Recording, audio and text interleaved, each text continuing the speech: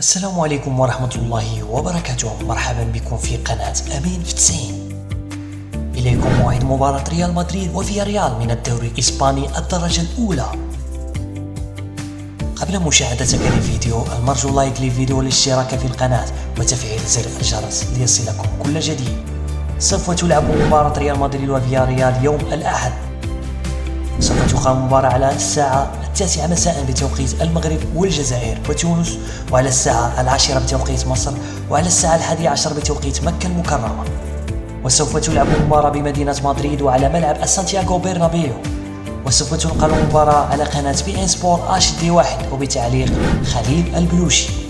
شكرا لكم على مشاهدة الفيديو. لا تبخلوا علينا بالاشتراك في القناة وتفعيل زر الجرس ليصلكم كل جديد.